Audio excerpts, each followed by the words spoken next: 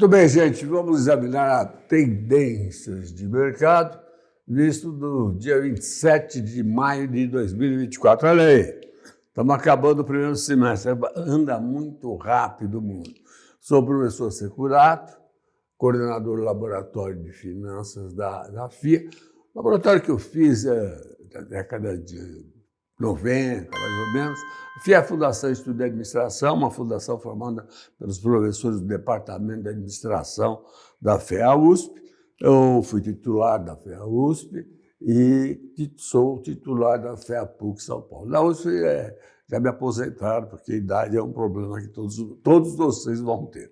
Bom, eu queria falar sobre uma coisa que eu falei uma vida toda sobre riscos, tá?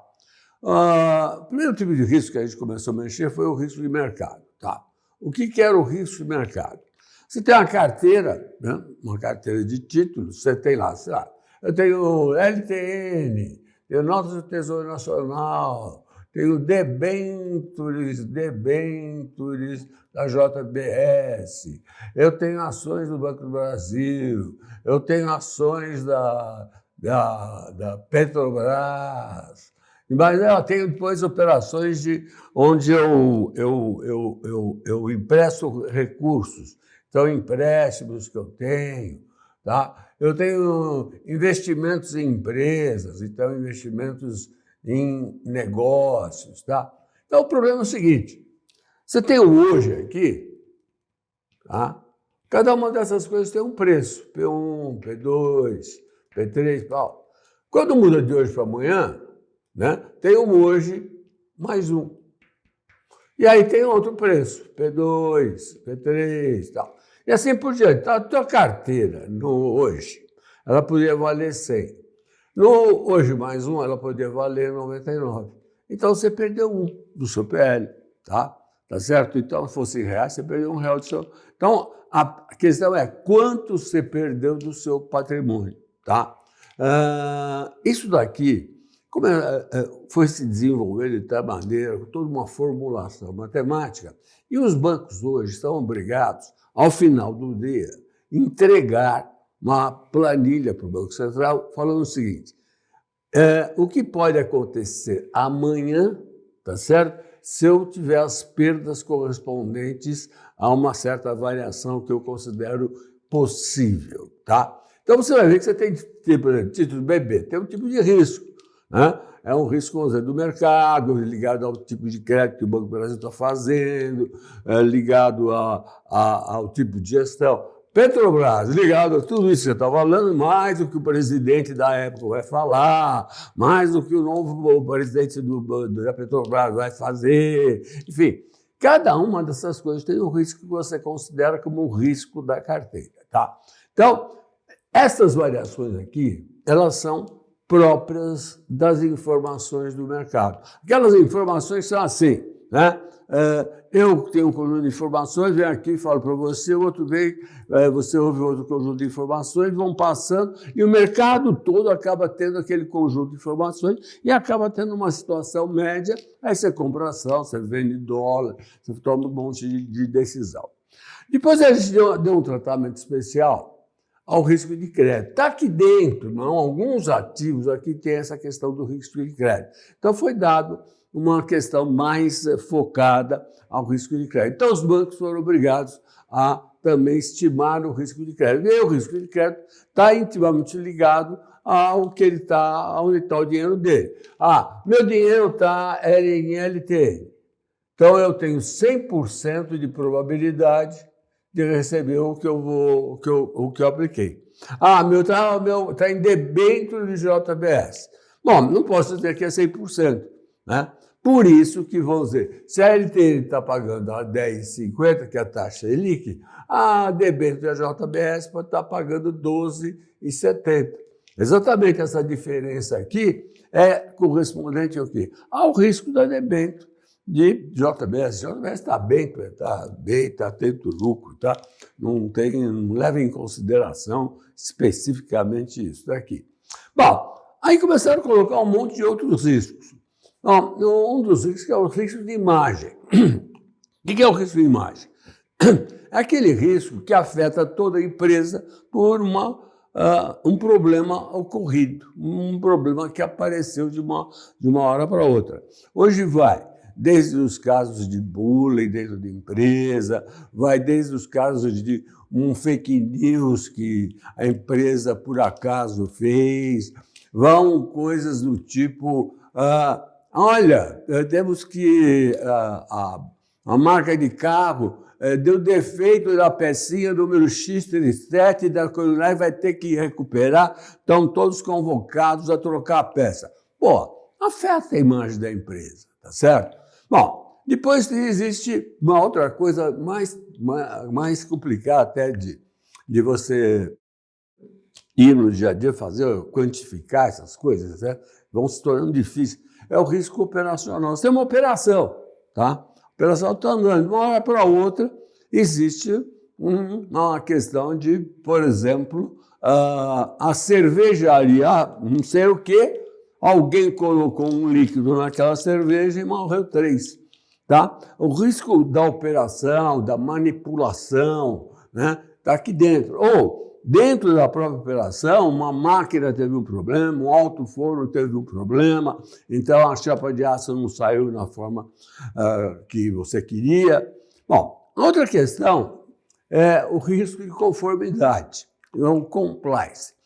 Você tem que atuar conforme as leis do país. Então, não adianta mais você querer ser o espertinho da coisa e ler a lei de uma forma totalmente, um pouco diferente, um pouco mais assim para o seu lado. Então, por exemplo, o caso típico é o que está acontecendo agora com os fundos exclusivos e os fundos internacionais, gente. Por exemplo, o cara normal, aplico num fundo, tá? Quando é maio, o fundo subiu, porque é fundo de renda fixa, né? Então é rendendo os juros. Teve uma renda, cobra imposto de renda. Quando chegou em outubro, teve outra renda, cobra imposto de renda. Os fundos exclusivos só cobravam imposto de renda quando o cara movimentava o título. Quer dizer, então se ele comprava o título aqui de 10 anos e não mexia, tá? Ele não pagava imposto de renda. Se ele tivesse um fundo internacional, a mesma coisa. Bom, depois começaram a aparecer os riscos cibernéticos, tá? O risco cibernético é aquele que está sujeito a tua empresa, todos os computadores funcionando, está tudo maravilha, você está feliz, de uma hora para outra entra lá alguém, né? Entra um hacker e manda prender o Moraes. O Moraes manda prender o próprio Moraes. Bom, então, o risco cibernético, hoje, todos estão sujeitos. Os bancos, por exemplo, normalmente, ele tem um sistema computacional que vai operando o dia todo, conforme as transações vão ocorrendo. Pois ele tem um outro sistema operacional, um outro sistema de computador, que vai repetindo aquela operação. Então, é duplo. Tá? Às vezes triplo, tá? Às vezes triplo, em lugares fisicamente distintos, tá? Exatamente por quê? Para combater o risco cibernético. Bom, aí eu fiquei pensando numa coisa que está acontecendo agora no Rio Grande do Sul. Então, o que está acontecendo no Rio Grande do Sul? Bom, está acontecendo uma coisa que pode ser um novo tipo de risco, né? É um risco complicado, porque, veja, eu fiz na minha casa, estou morando lá na minha casa, é a lagoa. Aí quebrou aqui, quebrou aqui, quebrou aqui. Aí eu vou lá e, depois de encher a água até aqui em cima, baixou o nível do rio e veio para cá. 2 dias depois, choveu de novo e, quer dizer, quando eu já estava limpando a casa, né, voltou. Nós estamos começando a perceber que essa casa aqui não vai dar mais para usar. Então, começam a aparecer certas condições que não tem mais reparação. Ou seja, você não consegue mais consertar. Você vai ter que chegar e falar assim, bom, aqui nessa região, olha aqui é o Rio Grande do Sul, tá? Rio Grande do Sul, aqui passa o rio, tá? Mas o rio está pegando aqui, vai enchendo muito de água aqui, está enchendo muito de água aqui, aqui e tal. Não vai dar mais para morar aqui, não vai dar mais para morar aqui, não vai dar mais para morar aqui. Vamos ter que mudar, vamos mudar a geografia, tá? Então, eu coloquei um nome que é o risco eu chamei risco do irreparável. Irreparável ou irrecuperável, né? Então, risco do irreparável ou irrecuperável. Irrecuperável. Quer dizer, veja, o que seria isso? Sei lá, sobrou 25% do negócio. Não dá mais, cara. Você com 25% do que você tinha, você não consegue, né, tocar esse negócio. Então, você tem que mudar. Veja, há certas condições que são típicas do irreparável, do irrecuperável. Quais são essas condições? São as condições de mudança significativa, mudança mudança de transformação total, uma mudança que você não tem jeito de perceber a continuidade. Então, é uma mudança estrutural. Vamos lá, mudança estrutural. Bom, Rio Grande do Sul, mudança estrutural. Risco irreparável ou irrecuperável. Então, vai gastar dinheiro aqui, gente.